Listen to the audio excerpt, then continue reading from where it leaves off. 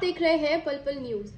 देश में चाहे बीबीसी डॉक्यूमेंट्री को लेकर इमेज कॉन्शियस सरकार बीबीसी डॉक्यूमेंट्री को बंद करा रही हो, स्टूडेंट्स पे हमले करा रही हो, पानी की बौछार करा रही हो या स्टूडेंट्स को डिटेन करा रही हो, उसके बावजूद मिडिल ईस्ट में भारतीय जनता पार्टी के क्रूर चेहरे के ऊपर लगातार सवाल उठ रहे हैं और उसमें उनका साफ तौर पर यह कहना है कि भारतीय जनता पार्टी भारत में मुसलमानों के इतिहास को पूरी तरीके से मिटा देना चाहती है।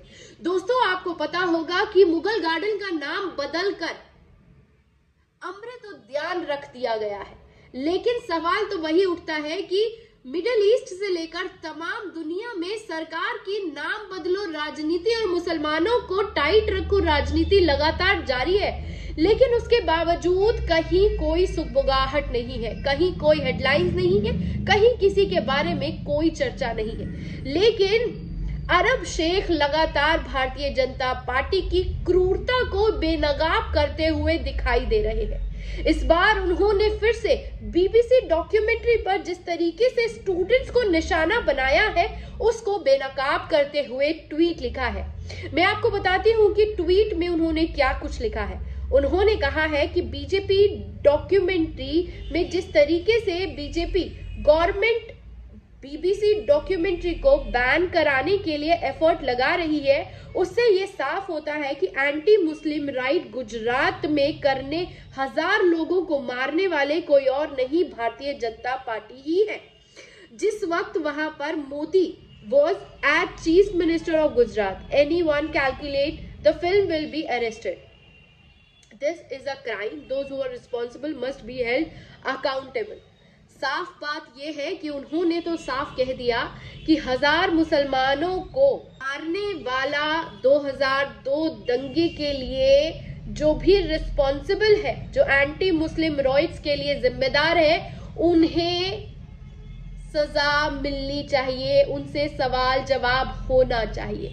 और सिर्फ ऐसा ही नहीं है दोस्तों, इन्होंने लगातार पूरी तरीके से भारत में हो रहे मुस्लिमों पर हमले, मदरसों पर हमले और जिस तरह से मॉब लिंचिंग हो रही है उसको भी लेकर उन्होंने ट्वीट किया है। हर बात में वो भारत में हो रही नाइंसाफी को लेकर आवाज उठा रहे हैं। जब 30,000 मस्जिदों को जमींदोज करने के लिए बजरंग दल के लोग भाषण देते हैं पब्लिक के बीच में, तब भी बेनकाब किया जाता है, जिसमें साफ तौर पर एक फासिस्ट लीडर जो हिंदू लीडर है वो ओपनली बहुत सारे लोगों के बीच में 30,000 मस्जिदों को गिराने की बात करता है और मंदिर बनाने की बात करता है। और इसी के साथ साथ जिस तरीके से उसने ये भी कहा कि वो पाकिस्तान, अफगानिस्तान, बांग्लादेश, इंडोनेशिया, मलेशिया को भी भारत में मिला लेगा क्योंकि वो भारत का देश है और ये लोग भारत से बिलोंग करते हैं। भारत सोने की चिड़िया कहा जाता था, लेकिन अब भारत को हर तरह से बदनाम करने के लिए ऐसे नफरती ही लोग काफी हैं। उन्होंने उस ट्वीट में शेयर करते हुए कहा है कि this is real danger getting bigger and bigger. दोस्तों, यहीं पर ये नहीं रुकते हैं। उन्होंने जिस तरह से आगे इस्लामिक अथॉरिटीज को लेकर पूरा जो तमाम तस्वीरें बाहर आती हैं उसको भी लेकर उन्होंने प्रशांत भूषण की उस डॉक्यूमेंट्री पीस को रीट्वीट करते हुए कहा है कि ये तमाम लोगों को देखना चाहिए कि किस तरीके से एक्सपर्ट्स ने बीबीसी डॉक्यूमेंट्री के जरिए जो टेलीकास्ट किया है यूके में, उसके बारे में पीएम मोदी और उनके डॉक्यूमेंटेड रोल को क्लीनिंग प्रोग्राम को लेकर 2002 गुजरात दंगे को बेनकाब किया है। और इस बेनकाब करने वाले चेहरे को, जिसमें एंटी मुस्लिम 2002 दंगे में 1000 मुसलमानों को निशाना बनाया गया, उन्हें जान से मारा गया, उनके घरों को जलाया गया और आज तक वो लोग उस दर्द में जी रहे हैं जिसको लेकर कोई जवाबदेह नहीं है। और जब बात बिल्किस बानो की आती है तो बिल्किस बानो को आज तक इंसाफ नहीं मिला और जब उनके दोषियों को बरी कर उनका स्वागत किया गया और स्वागत करने से भी मन नहीं भरा तो देश के गृह मंत्री गुजरात इलेक्शन में साफ तौर पर ये कहते हुए नजर आए कि हमने ऐसा ठिकाने लगाया, हमने ऐसा सबक सिखाया कि वो आज तक बोलने के काबिल नहीं है। इसकी बात भी पूरी दुनिया में हो रही है, लेकिन भारत में नफरती सरकार के खिलाफ कौन ही बात करे।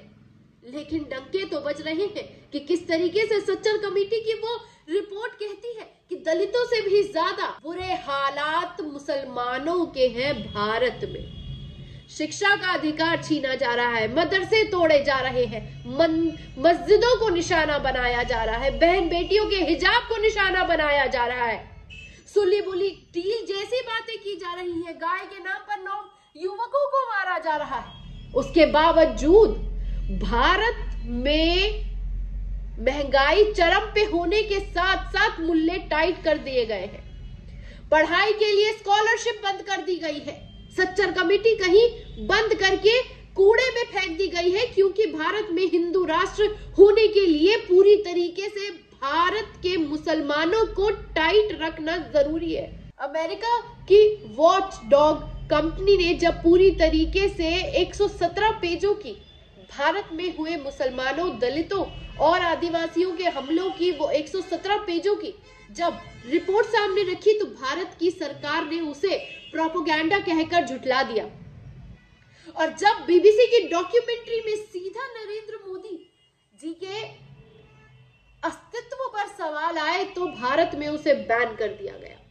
और जब उसकी डॉक्यूमेंट्री स्क्रीनिंग करने की कोशिश भारत के पढ़े लिखे स्टूडेंट्स ने करने की कोशिश की तो उन्हें डिटेन करा दिया, लाइट बंद करा दी, पथराव करवा दिया ताकि डॉक्यूमेंट्री न देखी जाए। लेकिन अरब से लेकर पूरी दुनिया में सवाल उठ रहे हैं कि क्रूरता भरी सरकार किस तरीके से मजलूम मुसलमानों को निशाना बनाकर सत्ता में बने रहने को लेकर देश में लूट कर रही है।